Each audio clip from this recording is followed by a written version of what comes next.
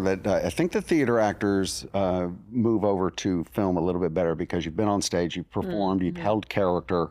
You know, you have curtain up to curtain down. There is no cut. Welcome to Set Life, where we tell stories from our industry. I'm Kelly Leger, and this is Amber Buto.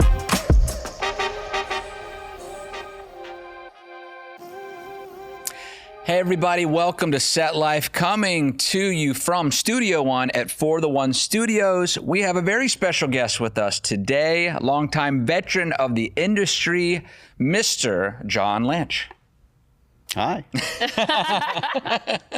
Yeah. What an intro. We're super stoked to hear your story excited, today. yeah. I know Kelly is. Yes. This is his whole, like, what I don't know, we call this your former worldland, like from your youth, right? Yes. Like Acting world of my youth. Yes, Totally. I love it. I'm excited about it. I like sponge information, especially in this field when I'm so interested in it. So let's just jump into it. John, tell everybody who you are, what you do, a little of the history and so forth. I am John Lansch. I have a studio in the Greenspoint area, right on the Beltway. I've been there for about 16 years in the same location. I've been acting for, once I got out of college. I left college, so my parents are real proud. All right. So I have a degree in psychology and a degree in social work and master's hours as well, and needed a break. Wow. So I took some acting classes and never looked back. So I've been acting for about 5 years, something like that, and then coaching for about 25, something like that. Yeah. Wow. So do we add those? Do we do them? No, forget about I'm it. 805. Wow. Just had a birthday. Yeah. Nice. So did you start here in Texas? Yes. I went to Houston Baptist University, now Houston Christian University. Okay. And my acting studio was the Chris Wilson Studio for Actors. Okay. Which was the premier place at the time. And it's been really great because a lot of my students that have come back, through the years, studied with her as well. Wow. So her and Brandon Smith and Jim Jeter were the coaches there. So Founders of it. That's so great. Gosh. Yeah. So you went from, tell me, give me some of the journey. So you started here in Texas, but I know you made your way to LA and then back again. Yes, I started on the stage doing children's theater, which is, wow. Yeah, you better be in character for those kids that call you out to something. Right. And I started working in film and television as well. And I was here for about 6 years, and I decided to move out to LA. Okay. So a buddy of mine from acting class and I went out to LA and, scoured the place and I got a commercial agent pretty quickly. And so we came back, he got a commercial agent as well and said, let's take a month, make all the money you can, and then we're going. So about 3 weeks, he calls me up and says, man, I'm not going. And I went, okay, loser. I went by myself. Yeah. Wow. So I was out there for, I guess, about 6 years. And then ended up coming back to Texas. Wow. So would you say it's like the classic Hollywood, chasing the Hollywood acting dream, or? Somewhat. I was doing pretty well out there. I remember one time we were doing showcases, and you have to write a bio. And I had done 6 films that year, and I had looked up how many Tom Cruise had done, and he did 1. So I put that in my bio. Just so you know, Tom. Just so you know, I've done more than Tom Cruise. That's awesome. Yeah, Wow. But was doing fairly well, and my coaches were behind me, and I started helping a lot of people with their auditions. We were in a scene study class, so it's a full production scene study class where you would pick your own scenes, you would cast them, wardrobe, lights, everything, props, and they would lights up, and you do your scene, then lights down, and then you get your critique. And so we did that for a while, and that's where I met a lot of people, and they kept asking me, can you help me with my audition? Because I would, pick scenes and have them in there. And so after, doing this for a while, I just said, why don't you pay me for this? I spent a lot of time doing this. Right. And so I started making money that way, and then branched off with another actor named Jody Martara, and we started the Actors Post Guru workshop. We had, gone through all the guru actors, and now we're actors and we're doing it. Yeah. And it was all about auditioning. So if you had an audition that week, you came in and you worked first. And then if you didn't have an audition, you could do a scene later on. Okay. And so that's how I started teaching classes and teaching private lessons, and it just formed into what I have today. Wow. So that history makes me think of the relevancy today and what has happened post-COVID with doing taped auditions instead of in person, because that's how it was done forever. Like, you had to be in LA, you had to be in New York, you had to live there because you had to go live to audition. To where now it's you send in tapes. There's so much, taping for auditions and stuff like that. What is your opinion on that, and what is your thought as a coach? How did your coaching have to change, and what? My coaching didn't really change because before the pandemic, I worked with lots of kids and teens that lived in Houston. And if you have a kid and a teen that is really good and the agent in LA wants you, they're going to allow you to live here because they're not going to tell your parents you have to move out here. Uproot your whole family and come out for this one child. Right. So they would take tapes. So I had been making tapes and sending them in for years before we started doing this. So this is kind of old hat for me. Wow. Yeah. I started, working with some of the kids in town and had some really good success. Chandler Canterbury is one of the kids that I've had a lot of success with, and he was at the top of the game, for his whole teen career. And that was really fun, because I'm an actor that's going to LA and I'm going into all the auditions and, I'm doing free work and trying to build my resume. And this kid comes along and I start coaching him. And next thing you know, I'm on set with, these big wigs. And, I'm like, hi, Nick Cage, how you doing? Wow. So that was really kind of fun to be a part of the top echelon. Wow. And so there are also some really good kids that came through here. Sierra Ramirez, who was on the Fosters and Good Trouble, and now she's directing out there, and she's a great singer, and Normani, who's now, gosh, she's a solo artist now. She was in Fifth Harmony for a while. And so, my acting has kind of spread out because I've got some singers as well under my repertoire. But so I've been, making tapes for a long time. So, making tapes is a different animal than going into the room, and even if you're in LA today, and the casting director is, officing just down the street from you, you're still not going in the room. It's so much easier for casting to take 100 tapes and not see 100 people in a day. So you can sift through them at your leisure, and then for a callback, you bring in your people. So it's true. Yeah. It's true. Yeah. It's made that part of it a heck of a lot easier. It sure has. The bad part about it is you can't give me direction. I'm in the room, and you can give me some direction, with the tape. You just have to. This is what I think, and so here you go. Feedback. But aren't they doing some too now where it's like almost a Zoom thing to give some sort of direction? And I would love to get your opinion on that too, because there is something about somebody being in the room, like when they walk in, whether you call it energy, whatever, everybody calls it something different.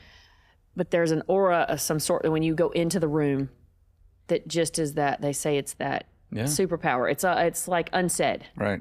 Something you can't get over a Zoom. And it's I think it's invaluable to be in the room and be able to see you head to toe and feel what you're feeling. Yes. We were talking about that earlier. Yeah.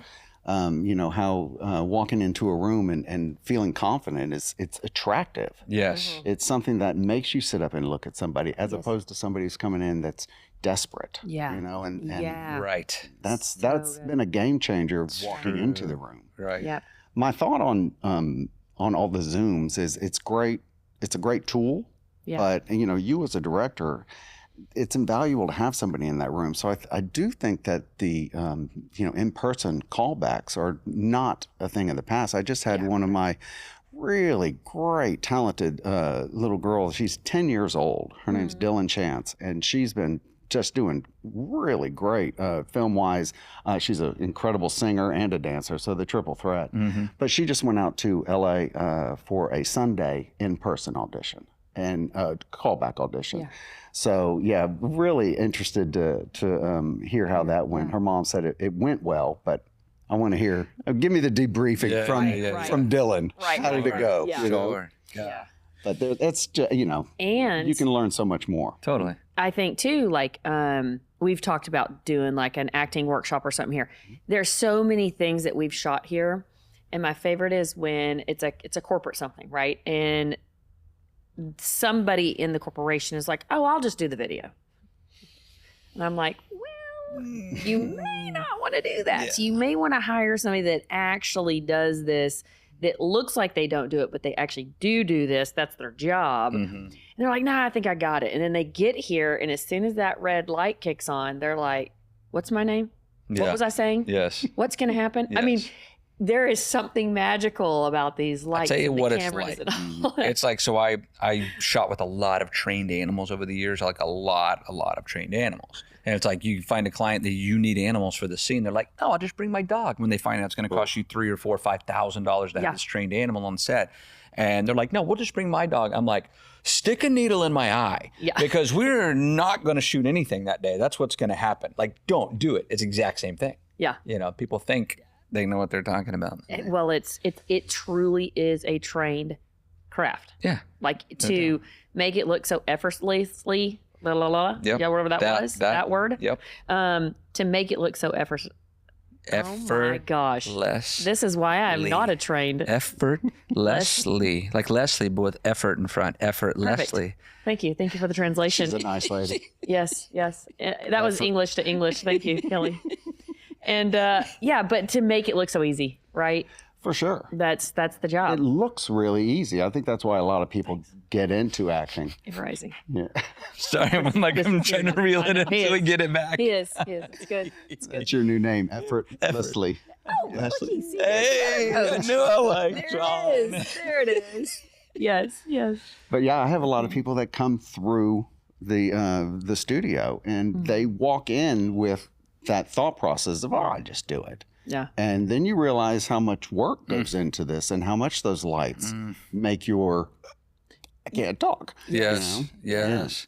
You know, a big deal growing up for us, and we had some of this conversation, but was, you know, we came from, a lot of people will start in a theater background because that's what you have access to. You're exposed to it either in a school play or a church thing or whatever it is, right? So like myself, coming from that kind of background, I had to have an acting coach to start to train to teach me how to do something on camera because it was totally different from doing it, you know, and you know, and so that, like, can you, like, just the short version, because I know this could be a long one, what that difference is and how the basics of how you might take somebody through those two differences. How do you pull somebody and vice versa?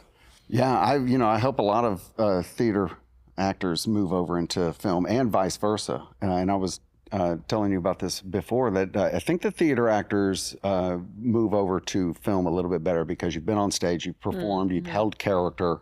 You know, you have curtain up to curtain down. There is no cut, as opposed to an actor that starts on film that can mess up and that we call cut. Let's do it again. Let's reset. So you have that thought process that doesn't happen on the stage. Right. On the stage, everything is very outward. It's all about words. It's all about hitting that person in the 50th row, you know, and they need to hear the words. And if they don't hear the words, they don't get the story. Right. Whereas in film, you can omit lots of words. Yeah. I can true. look at somebody on film and you can get a good idea of what I'm feeling or what I'm about to do that you don't need to say. You know? Yep. It's like all the acting is more here. It's very emotion driven instead of word driven. Right. The words are extremely important, but the less you say on camera, the better. You know, I have lots of theater actors that come in and they want to audition for a talent agency, and they bring in a theater monologue. And theater monologues are just redundant. they say the same thing again and again and again and again and again, because that's what you do on stage, because you only hear it. Right. And so it's an experience that only the people in the room get. And there's something incredibly magical about that. Yeah. Definitely. But that's all you get. When you go home, you can't rewatch it. Right. You know? And so I think that's why we have such redundancy in plays. And so cutting down a theater monologue into something that you can put on camera it's a feat, you know, and it's definitely not for the actor to do, because you're going, no, you're cutting all my lines, you know, and now I'm thinking of every theatrical play that's been turned into a feature film, and there's like so many. They're like, "Oh, this play's done so great, it would make a good movie," and I'm like, nobody really wants to watch all that dancing. Yeah, you know what I mean? Like you're, no, actually not. Yeah. And so it's, you know, just because it's a success on the stage doesn't translate into. And then I've gone and watched, which I think, like the Donna Summer show. Like I've watched the documentary, and then I went and watched the play. I love the play. Yeah. Oh my gosh. It was so great. The storylines, the music, you know, all of it was so good. And again, I like to sit in the mezzanine. So you're not seeing like every facial expression, so to speak. You don't get a close up. You're seeing the whole, you know, production at once, which is a totally different experience versus watching the documentary and you're watching like right here. It's two totally different mediums, right? I mean, you can, on camera, in a film, you can show so much that you can't show in a theater. It's in one dimensional. I mean, you're looking that way. You know, even if you look at the old movies, right, we used to watch, they all came out of theater, right? And so all movies are shot that way. Now we're like shooting over the shoulders and we're getting all this coverage because you can, but they didn't think that way back then. It was always right here. Your point of views. You've got so many point of views now in filmmaking. We were just watching earlier in between takes, the Bad Boys films coming out, and so Will Smith is actually rigged up, kind of like our roaming camera today, like rigged up, and he's shooting. But so you're seeing his direct view every way he's moving. We were just like, man, the evolution of how much it's grown and the perspectives in which you can shoot now as a director is like, oh, what if we had this shot? Yep. What if we felt this? Yeah. You feel the intensity of like behind that gun. That's right. What does that point of view look like? But that was very challenging for me as a young actor coming out of the theater to learn that the camera was going to see all of that I didn't have to articulate everything to the back row as big as I could so they could feel everything that I was doing to understand that they would get it right here. That was very challenging for me. And it's just extremely different. You know, I mean, it's theater acting and camera acting are 180 degrees different. Everything that you do on the stage does not work on the camera. And everything that you're doing on the camera is never going to be seen by the audience. Right. So it's just a very different medium. And if you can work in both of them, I think makes a well-rounded actor. Wouldn't you think that is why some of the other like well-known, let's say, actors that have been in television go and challenge themselves to do theater, or vice versa? I do. Theater is my first love. I mean, there's nothing like getting that immediate response. In the live audience. Yeah. I do a lot of improv. And that's where I get my theater fix these days. I don't have to go rehearse 3 weeks to do a play. I love doing that, but it's so time consuming that now that I've gotten into film and television, it moves so quickly that going and doing a theater production, it's very slow. You know? And and you know, the theater actors are different actors than the film actors. They have, you know, incredible things that they go through and that they do because of having to articulate and to use your diaphragm and you know, your whole instrument to tell this story to somebody who can't really see you, you know? And so it's such a different type of acting. It's very funny because my wife, when we used to go to different parties, when we were on our way, she would say, "Is this a film or a theater party?" That is Well, She knew the difference. Wow. Every time I say, "What's a theater party?" She goes, oh, "Everybody brings out the British." As soon as you meet them, "Hi, I'm John. Hi, nice to meet you." And then all of a sudden they're like, "Oh, darling." You know? Like, you're from Beaumont. What are you doing? that's awesome. That's so good. Why is this Kelly's dream right now? I know, I love it. I can see it. Are we going to a film party or a theater party? I get it immediately. You're like, oh my gosh, one I need earplugs for, the other one I don't. You know? Exactly. That's awesome. I love what can you what advice can you give? You talked about the auditions and helping people through those auditions. What free advice? Because the last time you're going to get it right here, right? That's right. What can you give people to help them with just some snippets of an audition? What's the key thing? Like going into an audition, I've sat in so many auditions. I went into them as an actor and also sat them as a director. But what do you feel like? You've done it for so many people. How can you help them going into Going into the room. Yeah, going into the room. Confidence is king, and going into the room, there are so many things that an actor will do that they think is a good idea. One of the things is walking in and telling people, "I just got this. I'm so sorry. I just got this." Okay, so basically, you're telling me you're not going to be any good. Yeah. Right. Yeah, I'm sorry. I'm going to suck. Yeah. Right. That doesn't set it up very well. Right. So even if you don't know it, you're supposed to know how to cold read, and that's one thing that has gone on the wayside with all of these self-tapes is people can't cold read. Cold reading comes up now in your callback. So it's more important to know how to cold read now than it was back when we were doing it for every audition. Because when you walk in the room, that's what you did. Yeah. You held your page. It was an expectation already. Wow. And now you're in a callback and they go, "I love what you're doing. Here, do this scene." And you can't cold read, so you just gave that job away.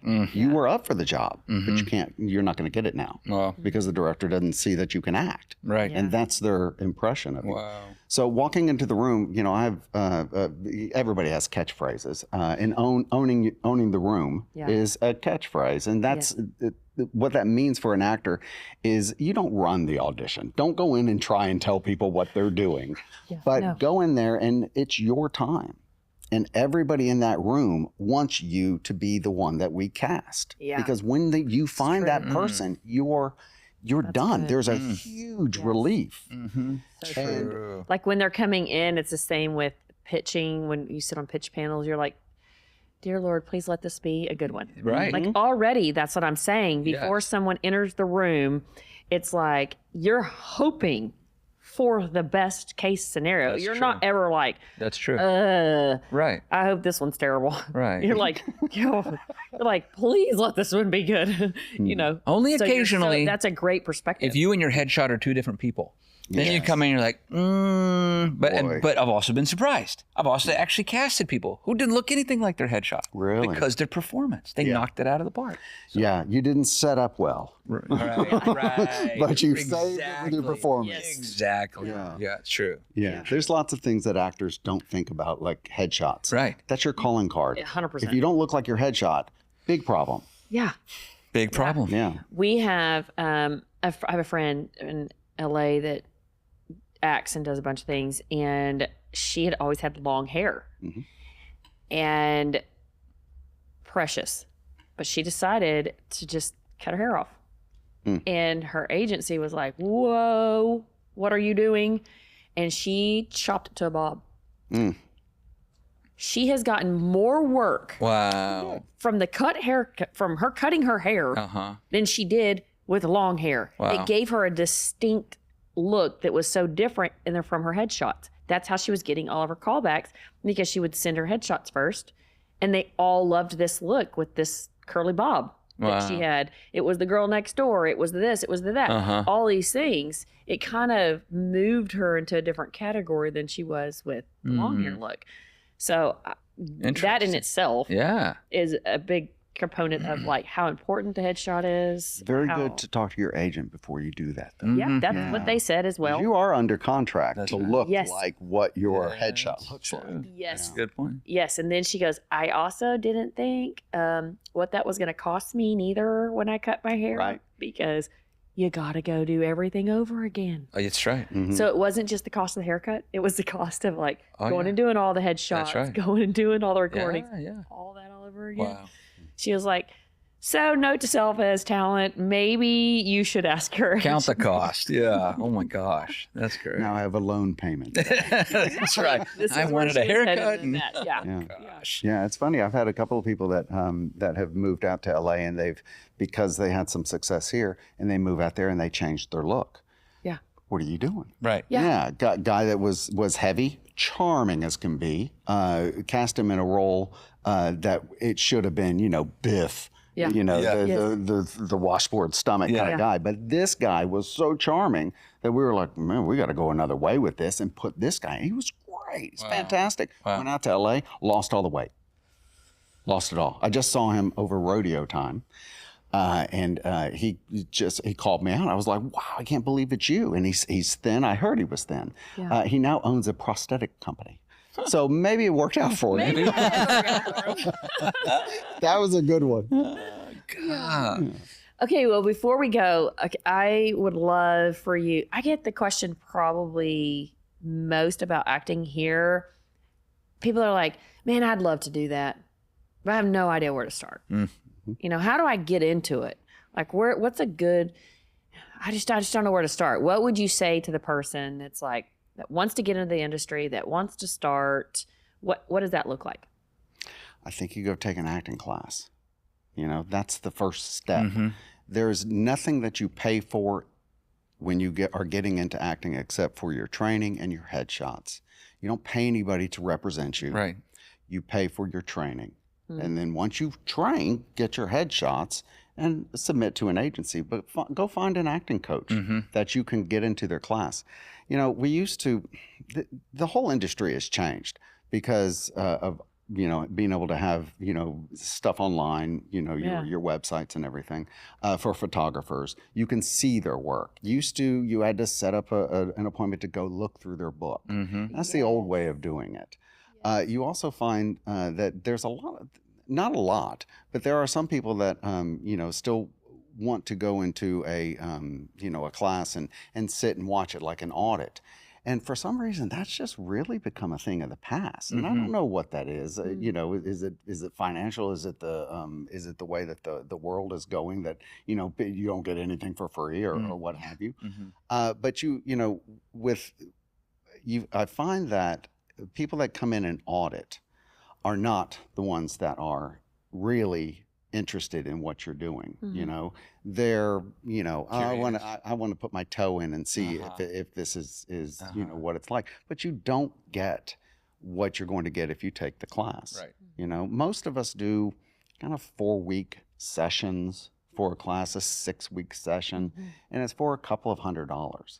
But what you're going to learn in that 4 or 6 weeks is invaluable to you, whether or not you stay in the industry. I've had lots of people that have come through, my school, and they're not actors anymore.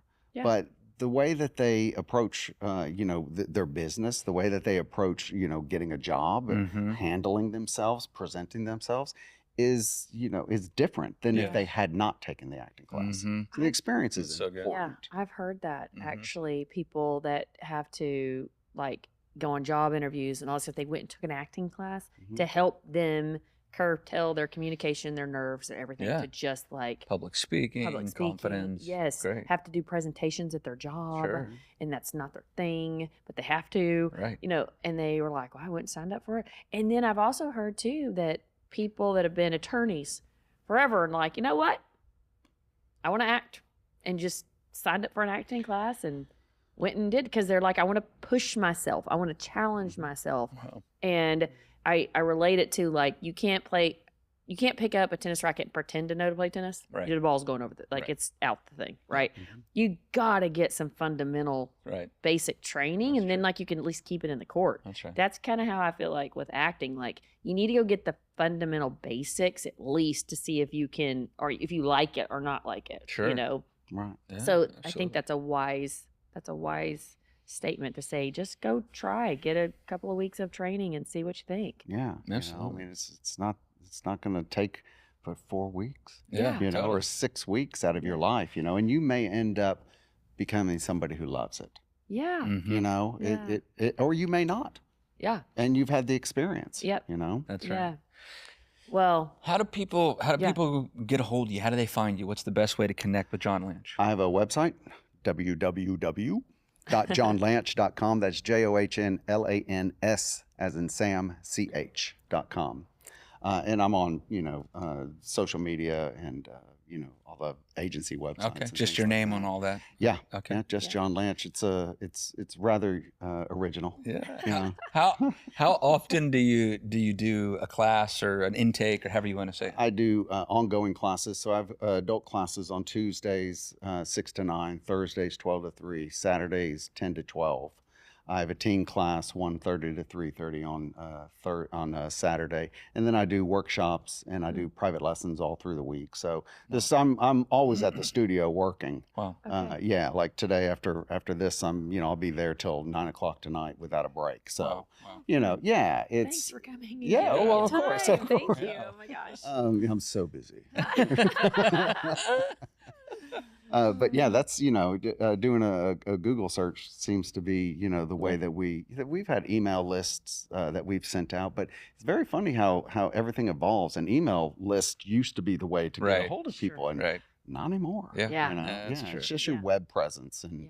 your social media. Your social media. And that's also something that you've got to watch out for, because there's after your 15 minutes of BS, you've got to have something behind what you do. Yes. Mhm. Yes. And there's a lot of people that can make websites and say I do this. Sure. And I've talked about that. I've had actors come through my classes and then go and open up their own acting class with my exercises. Yeah. Right. Yeah. I mean, Right. they're my exercises, Right. but you don't have my critique. That's you right. you don't have the experience That's that I right. have that I That's can right. give, Yeah. to help you guide you through 100%. what you're doing. Yeah. 100%. Man, to me, I would stay here all day. Yes, I know because this. I love this, but we can't. And so it's been a pleasure having you, John. Thanks. Like, I love this conversation. This is so good. This is my lane right here. It Call me is. back anytime. Oh, we the old will. actor saying, call me back Come anytime. back anytime. Absolutely. Yeah. But that's it for today. Thank you for being here, John. Thank you. And we will see you guys next time on Set Life.